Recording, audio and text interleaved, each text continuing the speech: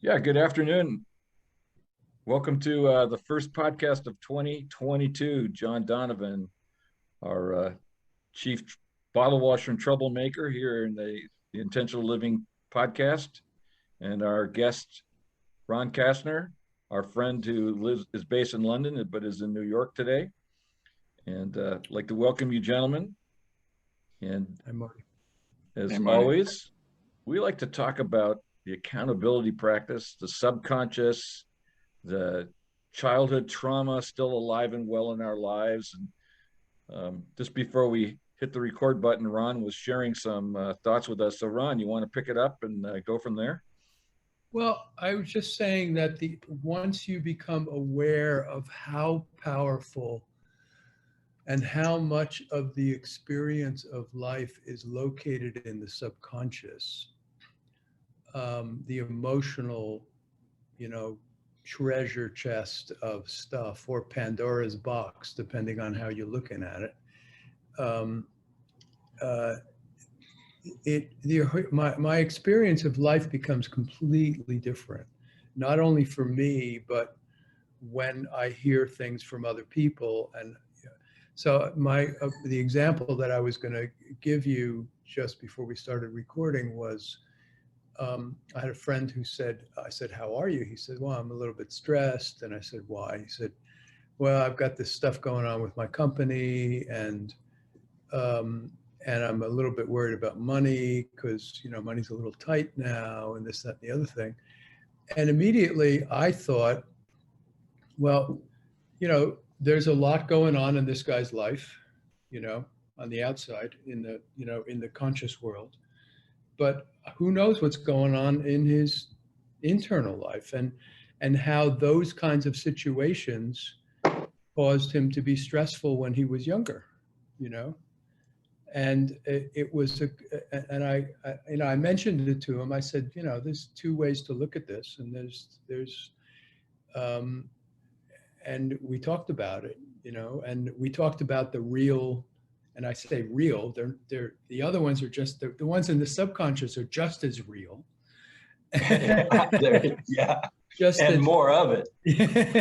just that we don't acknowledge that. We acknowledge the 1/8 and not the 7/8, for the most part, well, Mm-hmm. when I say we acknowledge the 7/8 in a big way, but there's a lot of the rest of the world that doesn't, and Correct. and he said to me things like, "Oh, that's interesting. I never thought about it that way." And I said, did you ever think about what was money like in your family? What Yep. was, was that a source of anxiety? Was that a source of argument? Was that a source of, did you feel like you didn't have enough? Did you feel like, I mean, I know in my case, it was when I resolved that this is, the one thing I don't want to do without is money. I want to have Mm-hmm. money. Mm-hmm. When I said that as a kid, I don't, somehow I want to have money. I don't like living like this. I don't like not having things that I want, and that sort of stuff. So all I'm saying is that the experience of acknowledging the subconscious emotional is a completely different experience of life, Yeah. than I see with other people. They are focused on the 1/8 that lives in the conscious world and do everything possible to ignore what else is going on. So, Yeah. um, In my case, I had no idea that there was a subconscious element to the things in my life, that how I drew them in.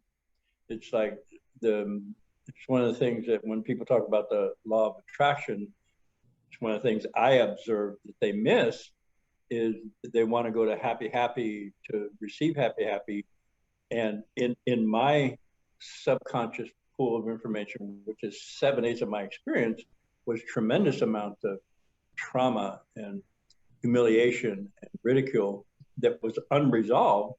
And I kept drawing to me situations where I was either humiliated or I would humiliate somebody else, and wonder why are people like this? And well, the truth is, I'm like that. Yeah. That's my experience, and I'm drawing it to me. And I had no idea that I had even that capacity to draw. I didn't even know about the law of attraction, let alone like that I had a part in what was going on in my life. In fact, I had a major part in how I perceived my life. Right. Yeah. Right.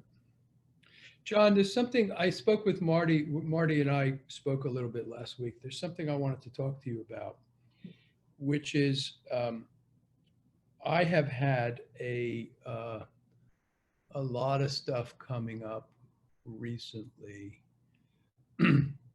which has to do with and it started with physical symptoms, and I just sort of said, okay, well, there may be some physicality to these symptoms, but there's something else going on. Mm-hmm. And it led me to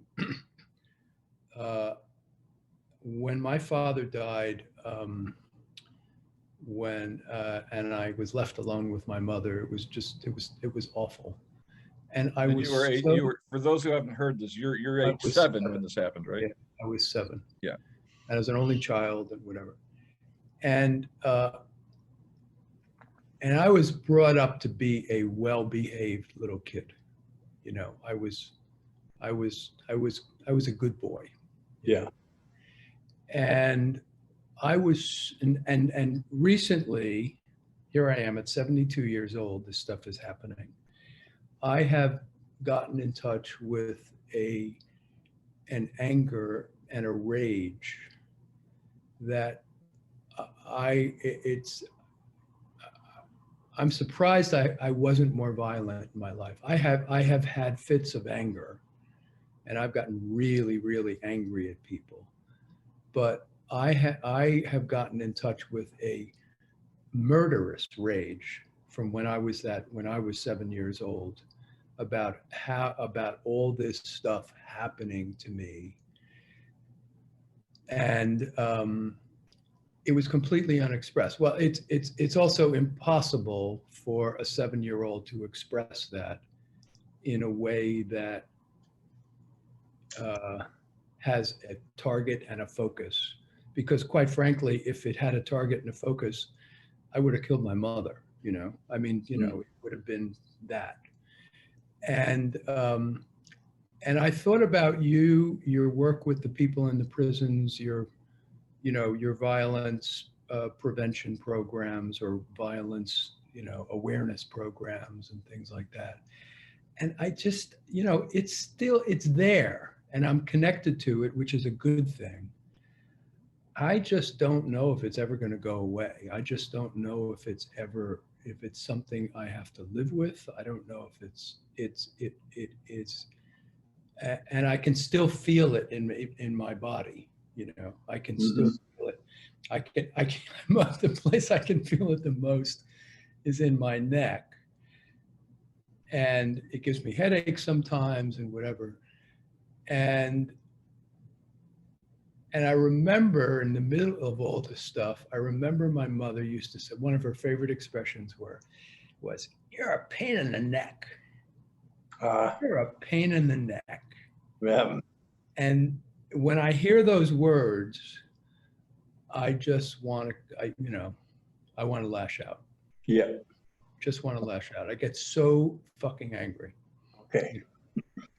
So there's a whole lot of dialogue about that. And if you'd be willing, first, let's address that.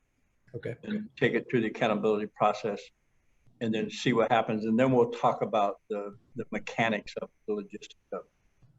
So in the intentional living material, we talk about owning our character defect, or owning that thing we really detest when we hear. Like mine was being called a liar. I hated being called a liar. Somebody would get hurt. Either I would hurt myself or somebody would get hurt if somebody called me a liar, because I had this intense, what you're describing, rage come out, and it wasn't in proportion to the event happening in the current. Not at all. So what I did was own I'm a liar. So what I'm going to ask, if you'd be willing, is to simply say that truth, that thing you don't want to hear, no blame, no judgment. And the statement is, I am a pain in the neck. And then just take a breath. I am a pain in the neck.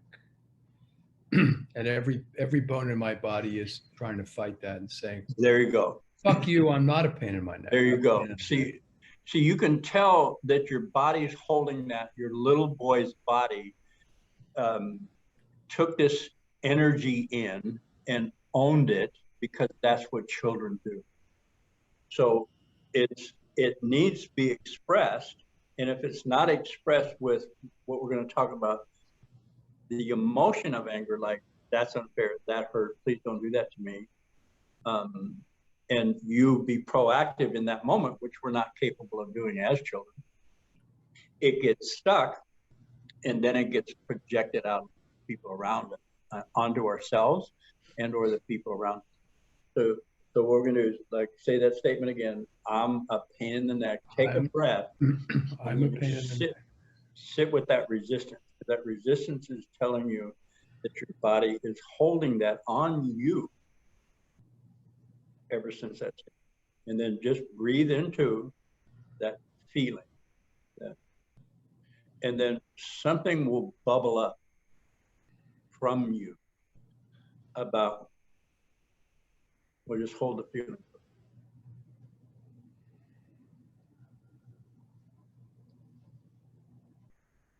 And see that frequency that your body went into, what you call resistance in every bone in my body, there's a constellation of experience that you're addressing from your childhood.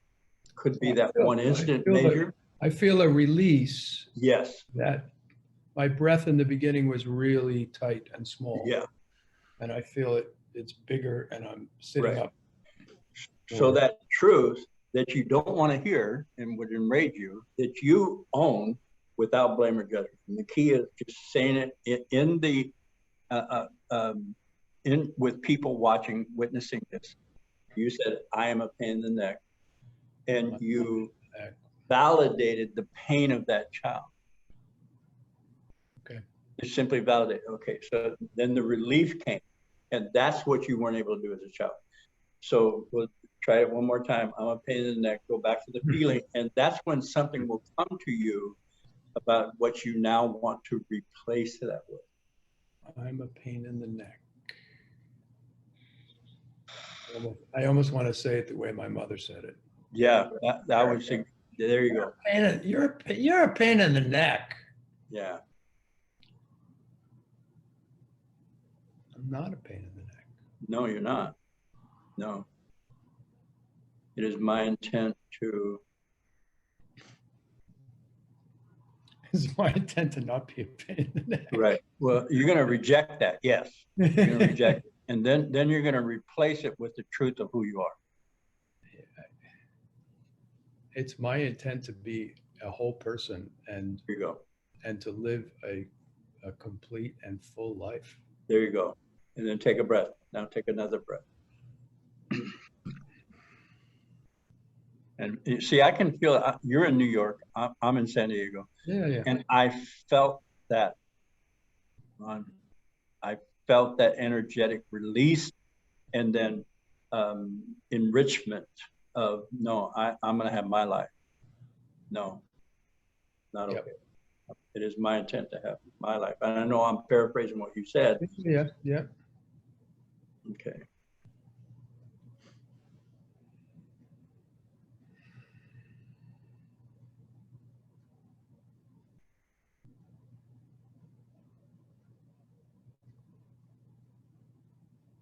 And the moment of pause here and the moment of silence is to allow that to set, to allow that to, it's almost like a lock set for me. It's like, and then all of a sudden it just sets in. So that shifts the subconscious. It reframed that whole pool of information that draws to you what you know to be your life.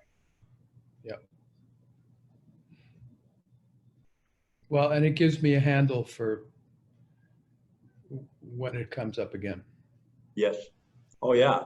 Yeah. And when it comes up again, it's simply going to be different. Yeah. The intensity is going to go. If somebody comes up to me now and says, John, you're a bald-faced liar. Yeah, I know. It's like, thank you for pointing that out. I'm going to be, I'm going to pay attention to that because, where before I went into a 2-week rage and, oh my God, I'm trying to get back at this person. Right. Okay. Wow.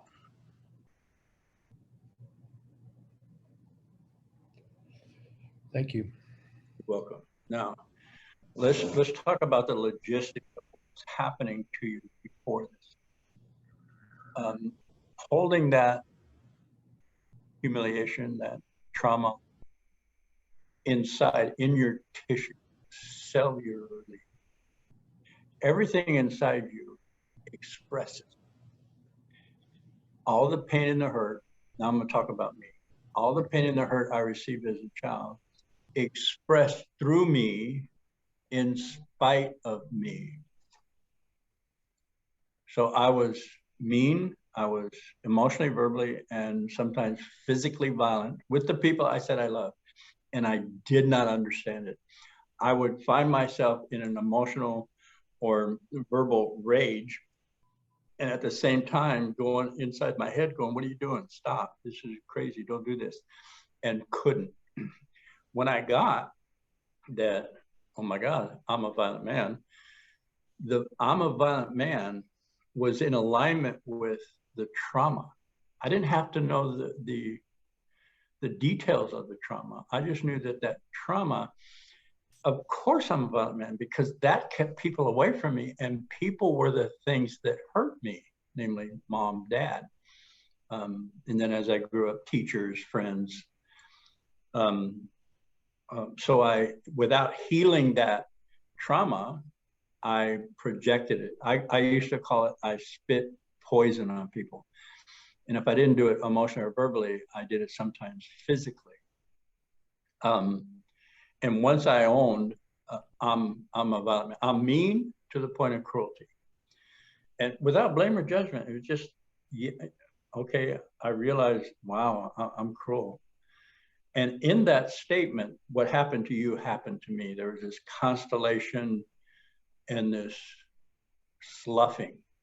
It was like a sloughing off of energy, and it relieved. I didn't now have to tense my body to hold that at bay anymore. Right. Because I didn't want to hurt people, and yet I found myself hurting people. And the more I held it at bay, when it did finally pop out, it was in rage, in complete, just rage. Yeah. And where the words that you say don't matter. It's just all connected by an emotion underneath that. Yes. And yeah. Okay. Yeah. So when I owned I'm mean, and I didn't have to know how this healing thing works. My emotional feeling body is connected to it's big, like it's connected on a major scale to source energy, to, you can call it quantum field, whatever you want to call it. And in that space, it knows how to heal. I just have to give it permission. Yep.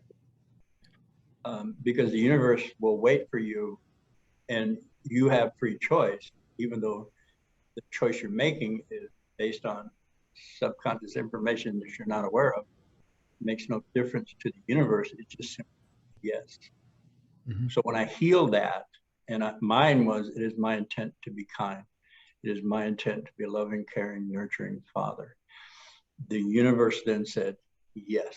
And I found myself different and not better, because I still went to but I could catch it. I could notice it. And I got to the point where I'd notice it before I expressed, and I would just simply be quiet with that feeling tone. And now it's like every once in a while, it'll come up and it'd be about some guy driving down the street and not doing the right signal or something. And oh, there it is again. Okay, that's about my wounding, and I want to throttle this person or call him a name. And I'll breathe, and another level of healing will happen. And in fact, I almost got in an accident a couple months ago in an intersection, and I just barely I don't know how I missed the guy. And then when I looked in my rearview mirror, my first thought was concern for their well-being. So, okay, there's my demonstration. Yeah, I was flipping them off or stopping, dragging them out of the car. I was concerned for their well-being. So another aspect of this is the language we use to talk about it. You said rage. Rage is a aspect of anger. Anger is an emotion. We have taken these words to describe a whelming of information: anger, passionate, excited, rage, to describe a behavior. And that is damning. In other words, I'm an angry man. Well, I don't have any recourse, because anger comes spontaneously. You never know where it's going to come from. And it's part of being a human being. Sure. Now, okay. Now, if I change that to I'm a violent man, oh my God, I have choice. In the defining the behavior as an emotion, I'm not at choice, I'm a victim. So if I am emotionally or verbally violent or coercive to somebody, where I dismiss, ignore, or be sarcastic, I name that. That was dismissive, because dismissive is a behavior that I can own and choose differently. And it generally had nothing to do with anger, which is a sense of injustice that I feel. That's the anger. Okay. It was just the toast was burnt. There's no injustice in that. And yet I would go into what I call a rage, which is actually violent, cussing, screaming, yelling, slamming doors, burn my toast again, why you do this to me, all that. Where now it's like, oh, I'm disappointed. I can differentiate the feeling of disappointment from anger, because I am now connected to my emotional body, because I'm speaking about my emotions in a way that's the truth about the emotions, not the behavior. My contention is that all emotions are pre-action. See, I could dismiss somebody out of feeling content and being interrupted, which is irritation, fear. I could choose to violate from there. I could choose to dismiss from there. But if everything's couched in the word anger, I'm screwed. Yeah. So I'm going to stop. Well, I picked rage because, mainly because that's how it felt. It felt like, but there was another thing. I don't know if you're familiar with the works of John Sarno. He was a doctor at NYU, a back doctor, and he came up with this, what is now a fairly accepted theory that a lot of physical symptoms are caused by emotional underpinnings.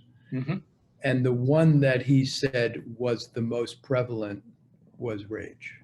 And he said, when you get to the bottom of it, it's so intense And most people cannot get, he said only 10 or 15 or 20% of the population are even open to listening, to exploring on this level. Yeah. But it's so intense. It is, vestiges from the past. And it can cause physical symptoms. It can cause dire physical symptoms. Yes. If Yes. untreated. Mm-hmm. And it is as much rage against yourself for having, as a blame with a capital B. When you say no blame, no judgment, it is rage against, because a child has nowhere else to turn. Right. It must be me. Mm-hmm. It must be me. How did this happen? The universe must hate me. Right. So what I want to do is make the connection from the childhood trauma to the behavior of violence. As a child, being ostracized or abandoned was a death threat because you couldn't survive. Yes.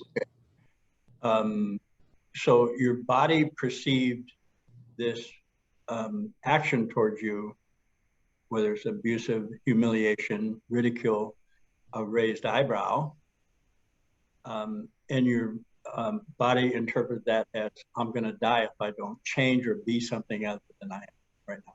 And this is not conscious. Yeah. And then you grow up, and your reticular activating system, which is a net-like group of cells that filter out non-essential information based on what your belief is. Somebody raises an eyebrow, I'm about ready to get hurt.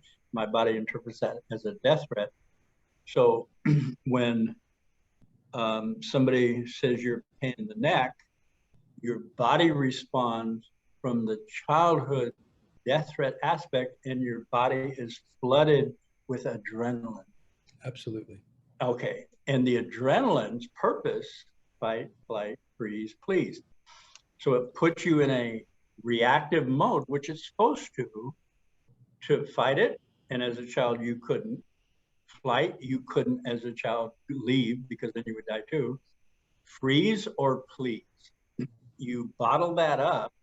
Now I'm a 220 pound, 6 foot. Yeah. Somebody does it. I puff up and protect myself as if I'm being threatened with my life. Yeah. Adrenaline pumps through my body, and the connection between cortisoid stressors and dis-ease is highly connected. Yeah. Stress creates disease. Freeze and please ring big bells with me. There you go. That's so what I when somebody gets, I'll use me. When somebody gets angry with me and I go, oh, I'm sorry, I won't do that again.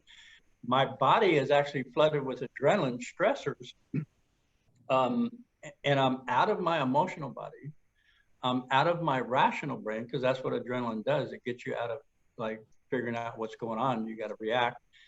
And I'm out of the situation. And the situation is I'm sitting at breakfast with the person I say I love the most, and the toaster. Okay, now no big deal. We'd check out the toaster, see if there's something wrong with the timer switch. Or, I mean, before it was just incredibly disconcerting and World War III destruction. Yeah. Only because I have made the connection to my violence as a behavior coming from a fear of death, that my body produces adrenaline for me. It's trying to protect me, only it's not in real time anymore. And then I have to explain it rationally to either that person, the doctor who's asking me, or the psychiatrist. Like, whatever. And the only rational thing could be that, yeah, she did it on purpose. She doesn't like you. She burnt the toast on purpose. And she's doing it to like get you going. Or there's something wrong with me. I'm defective. And there's no way out of that. Yeah. Okay. Wow. Oh, okay. So my thing I've been holding for, I don't know, 20, 25 years is anger is not violence. Okay. Anger is an emotion that whelms in me that gives me a sense that there's something about to happen that is unjust or harmful, so that I can move towards relief, not hurt people, not self-deprecate, just simply go, oh, excuse me, you're standing on my toe and it hurts. Would you step back? Instead of boom, bam, somebody's on the ground, or I'm yelling and screaming at a defenseless child who has no idea what's going on. And that's how the intergenerational trauma gets passed. Sure. Yeah. Sure. Wow. Yeah. I used to get the same, my trigger, one of my many triggers, but one that's coming up as I'm listening to the dialogue here is anytime that somebody in authority said that he or she wanted to talk to me, I would have that same flaring up. Yep. I'm in trouble. Yep. Yep. I'm in trouble. I have to prepare my defenses. I have to bring in my attorneys. I have to be prepared to lie. I have to be prepared to tap dance. Mm-hmm. I had a boss when I first moved to California in the 80s who was just a prince of a guy and a wonderful guy, and he always had my best interest in mind. Ron, you remember Tom Johnson? Oh, sure. And he would just he would put a little sticky note on my desk that would say the letter C, me, see me. And just that sticky note would bring in this same fear and a whole script of, what did I do? What I got? And he was such a sweet guy. Exactly. He was never gonna, like overly criticize. No, it's never was. He just wanted some information about something. It wasn't even, it had nothing to do with the fantasy. I'm just saying this was my particular version of what we're talking about here. Is it wasn't connected to anything real at all, and and I didn't understand it, and it would happen time and time again. Then when I went and worked in the government, my boss would say, "I need to talk to you about something." It's automatically, I've done something wrong. How did I screw up? What did I do? Oh my God!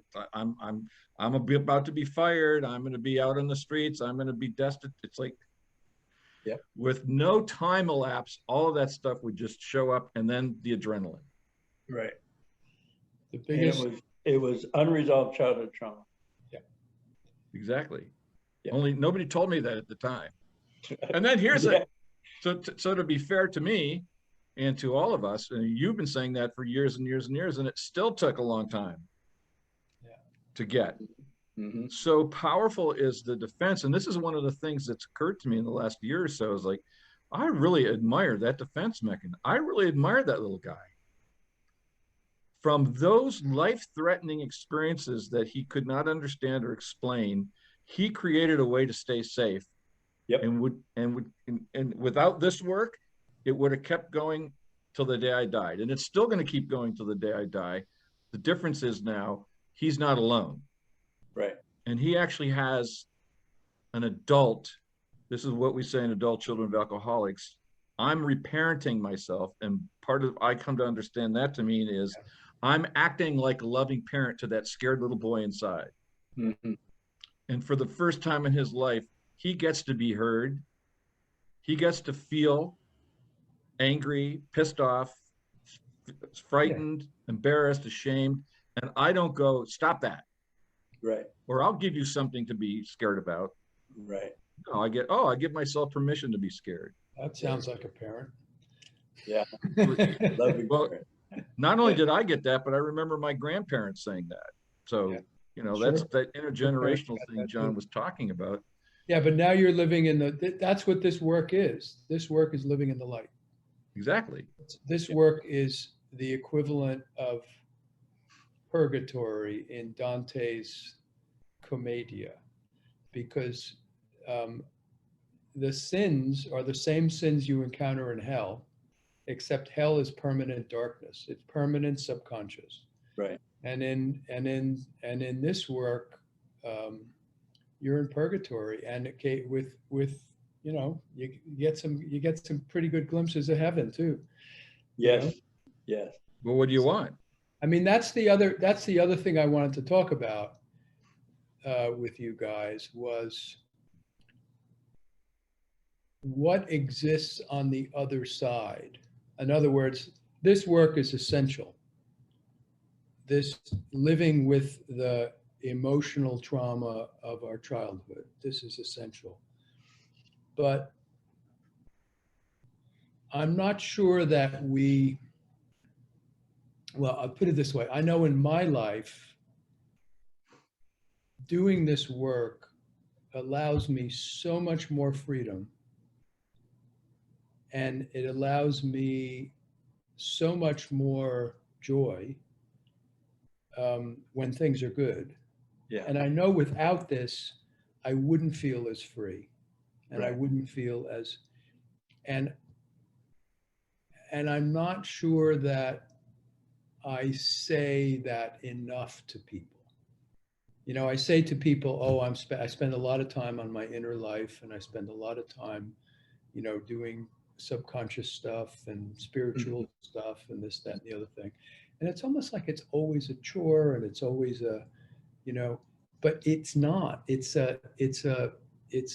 difficult. I'm not diminishing the difficulty, but the payoff, the boon, if you will, is so intense. The experience of my experience of life is so intensely better. Better is the wrong word, but it's just intense. It's just real. Yeah. It's And that's where I get the strength to continue doing this stuff. It's not always pleasant. It's not always pleasant looking at this stuff and re-experiencing it and everything else. It's but anyway. Well, I was thinking earlier when you said Pandora's box or a treasure chest, depending on how you look at it. And what jumped into my mind is it's actually Schrodinger's box. So the famous Schrodinger cat experiment, what's Right. in the box based on what we say we want to see? Yeah. And that's, as you were asking or you were raising this topic, I was thinking about the last chapter of my book is, what world do we want? It's like in our linear thought training, we sort of say things like, you know, I don't know what's going to happen. It's like, rather than the training is like, what do I want to happen? Because what's going to happen is tied directly to what I believe and what I want. yes. As I've shared with you guys, I've set the intention to create a world of joy, peace, freedom, and community.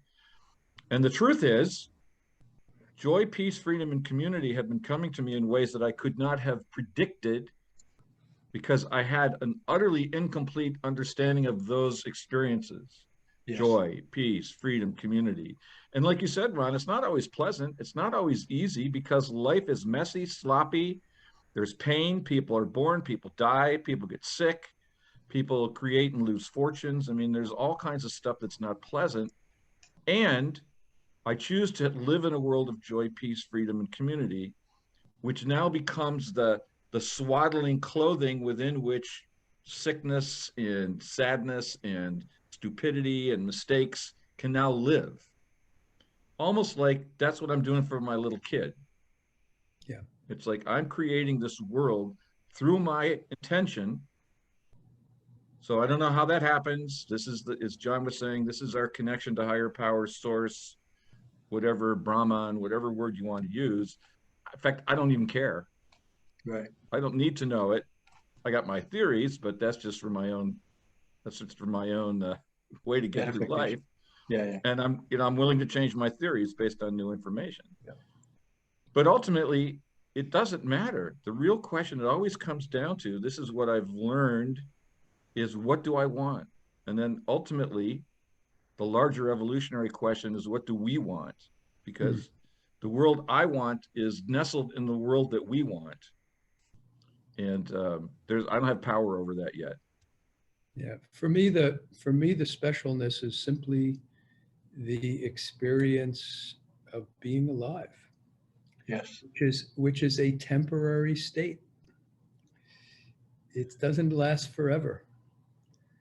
And the fact that it, it has happened to me and I have been able to experience it and will continue for as long as I can is just amazing. It's wonderful. Yes. It's just, Yeah. it's I think, when I had my big epiphany, 12 years ago about my daughters and sort of entering the last phase of my life and all this other stuff, death was a big part of it. It was like I've only got a finite time left, and I'm going to try to make that as long as possible. But that's, you only get one go around here, and it's not about how much stuff you have and how much this and that. It's about the quality of your life and Mm-hmm. how you've affected other people and vice versa. I mean, it's so easy to do what the three of us have been describing, what our parents did to us. Yeah. I've done it to my children. Yeah. It's so easy to imagine an overly critical parent. We all have had them, and you can see it every day. But it's it would, if we could avoid a generation of that, the world would be a very, very different place. Absolutely. What I heard you ask was what's next, and what's next is you and I and Marty get to indulge in this conversation. Yes. About where we want to go now. Where before it was, how do I get out of this shit? This is crazy. Now it's like, okay, I've got my eyeballs above waterline, and I can, oh my God, we can do this, we can be this. How do we affect, like Marty says, the bigger community where I am, and I am, and yet I am part of a whole.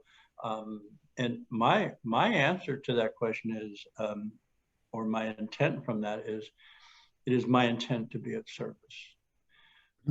Because I know, and I've experienced this enough, that when I'm in service to others, I expand. Whatever I give, I receive in equal or more amounts back as I'm giving it. Now, I don't have to wait and count and decipher. It's all happening in the moment where I'm receiving exactly in proportion. And I don't want to say even more. It's like pressed down, shaken together, and overflowing. That line from the Bible. It's like overflowing. And I not only do I give, but I have enough, and I don't feel depleted. There's no depletion in it. It's like really wow. Yeah.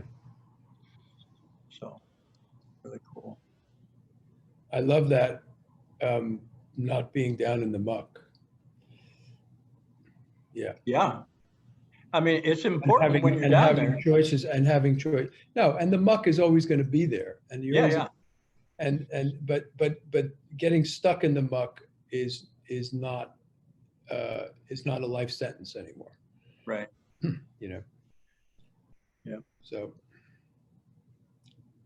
one of the things that came up in our meeting last night was part of this topic, which had to do with love. And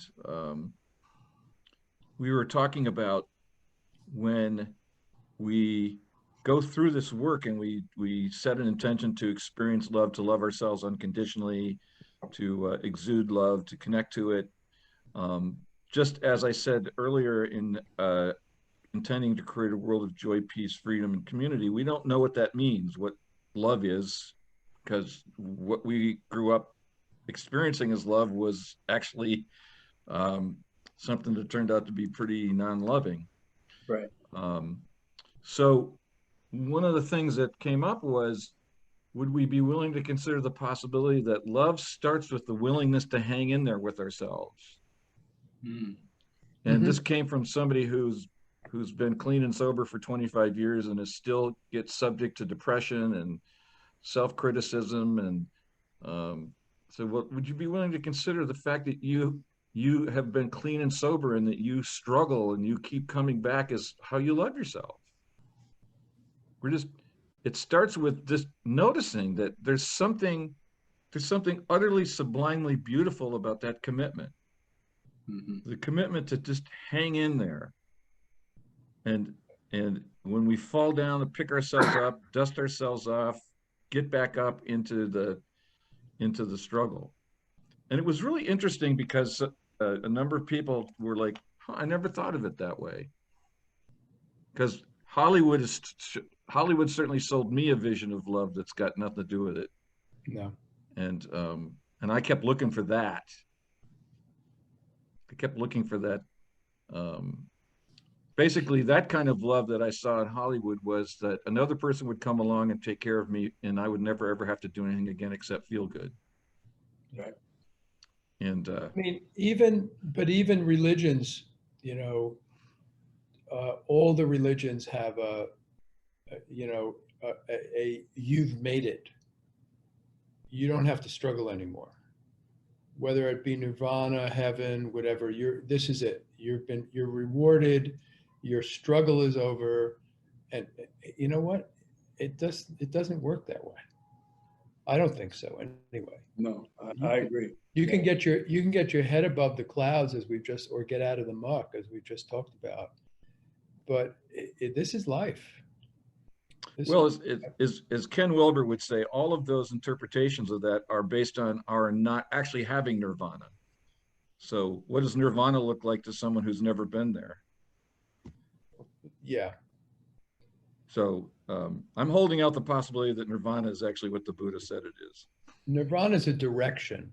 Yeah, but who knows what the Buddha said? I mean, I just read this morning that the Buddha didn't even speak. He spoke Pali. Right. He spoke just like Jesus probably spoke Aramaic. Right. Yeah. You know, a completely different language. And if you take Pali words and translate them, they sound completely different. They're completely different definitions than Sanskrit. And you know, not only that, they were spoken in a culture that's long been gone. Yeah. So all of the nuances are gone. And nobody wrote anything down that the Buddha said for a few hundred years after he died. You know, so all that's Chinese, as they say, Chinese whispers. So who knows? I think Nirvana is a direction. It's a direction of things getting better. You know, I like that. Better is a loaded word. Yeah.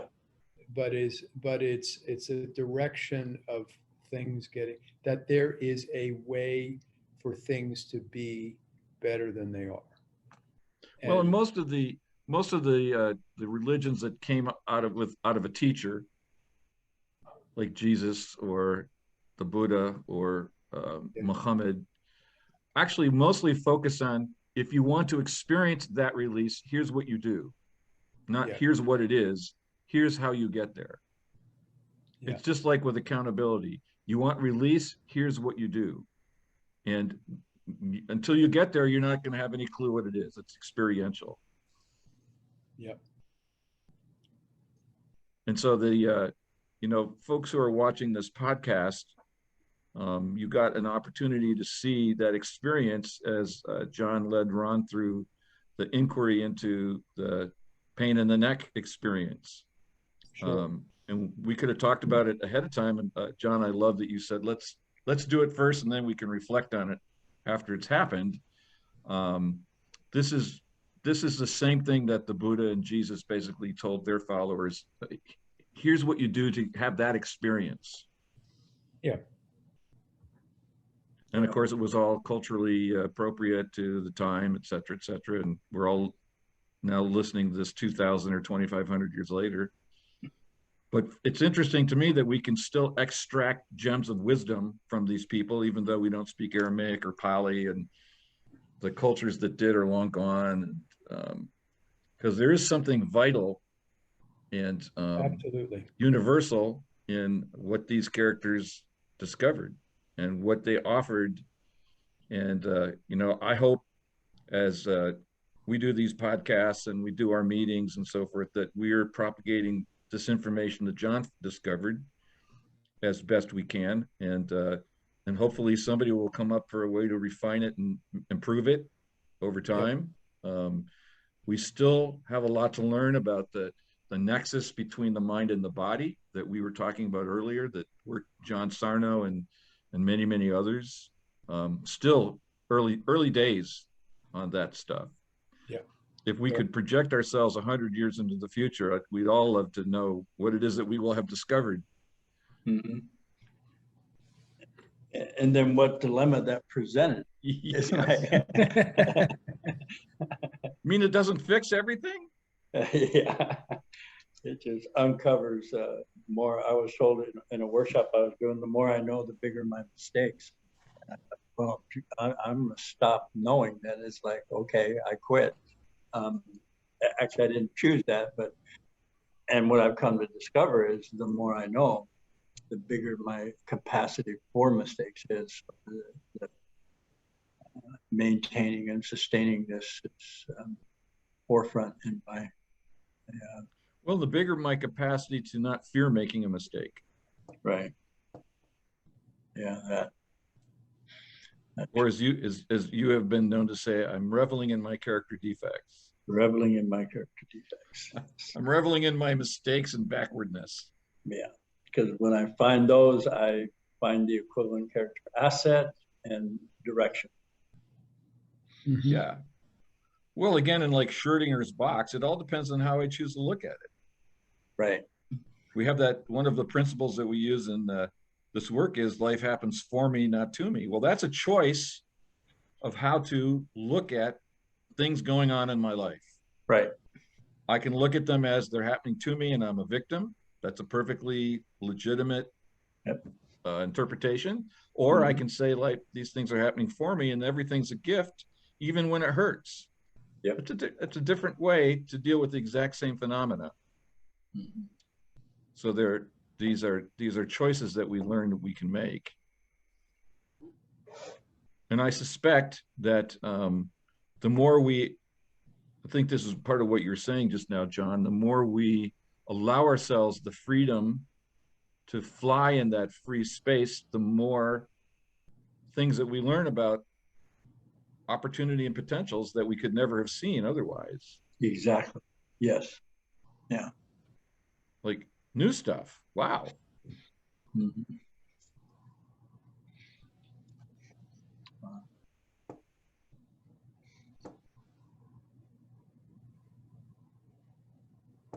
So in this silence, I'm asking myself, what do I want? And my response is more freedom, more light, more, my head above water. Yep. Breathing space, room to grow. As my mentor Amen might say, you can have that. You can have that. Yeah. Well, gentlemen, our hour is just about up. I want to Okay. thank you, Ron, for reaching across the time zones and being part Always of a this. pleasure. And before we wrap up, see if there's any last. The thanks comes from me as well. Okay. To you guys. You're welcome. See if you have any last thoughts or comments before we call it a day. I'm spent. Yeah. I'm jet lagged. John put me through my paces. Yeah. I've got lots to work on. Yeah.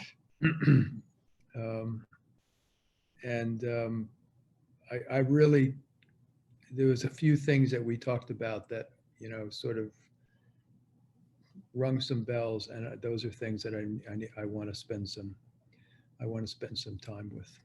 Yeah. Great. Well, thank you for joining us. So John, over to you for closing thoughts.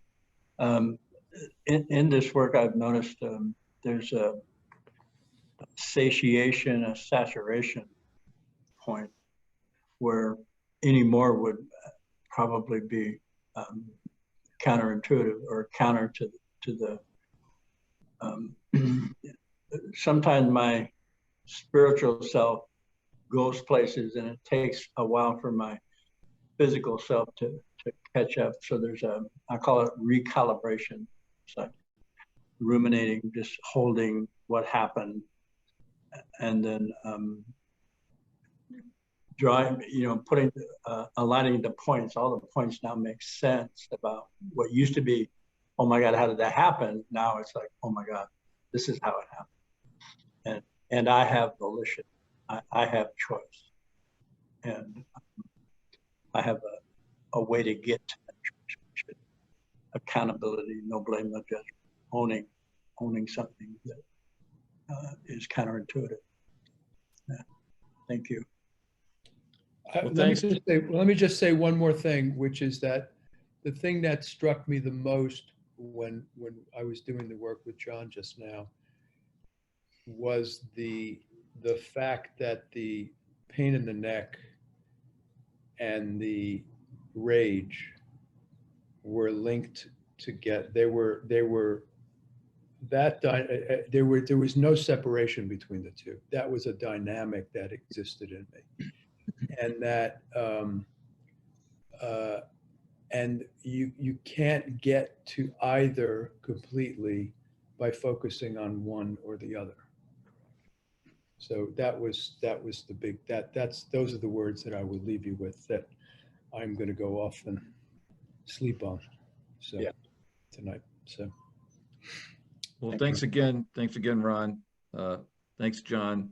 Couple of logistical notes before we wrap up. Please subscribe to the channel. Help us propagate this information. The more subscribers we get, the more junk YouTube gives us for propagation purposes. So please hit the subscriber button. And also at the end of the podcast will be John's and my contact information if you'd like to find out how you can participate in some of the meetings that we facilitate to help do this work, the same kind of work that Ron and John did earlier today. Please contact either of us. We have meetings Monday night, Thursday night at 6:30 Pacific time, Tuesday afternoon at 4:30 Pacific time, and Saturday morning at 8:30 Pacific time. And they're all on Zoom. So if you would like to participate, check it out. Let us know. We'll be happy to send you the Zoom information. So happy New Year, gentlemen. Yes. Thank you, Marty. John, I'll see you next week. You got it. Ron, I'll talk to you soon too. Take care, guys. Thank you very much. Love yous. Okay. Bye now.